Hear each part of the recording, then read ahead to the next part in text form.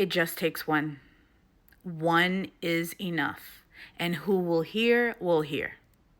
One spark can set off a chain reaction that no one can stop. That's why if you are someone who is proclaiming truth in the time that we're living in, and you don't have people who listen to you, at least that's what it looks like, it just takes one. All you have to do is grab the attention of one person, and everything changes. Years ago, we were doing outreach in the streets, and we were handing out waters down on Bush Boulevard in Florida. And I remember talking to this brother. I gave him water and I was telling him, whatever I was telling him. And then we invited him to where we gather. We gather at this location, come meet up with us. And he came the next week. And then after he came, he brought his whole tribe, and he had a whole big family, his wife and his kids, and the kids joined the youth group, and we became family.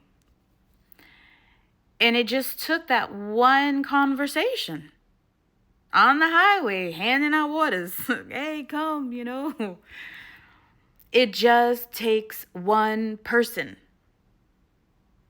So if you're someone who God has placed his word in your heart,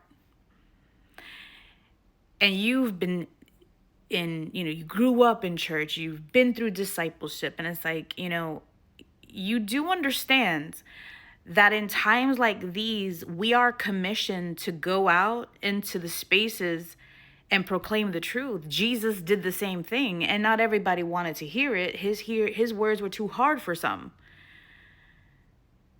He was not a man to be desired. He was not anything interesting or, good to look at.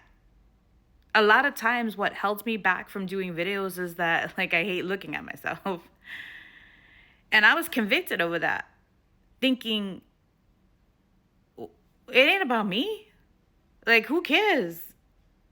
You need to just turn your camera on and do what God has told you to do, because he has placed his word in your heart.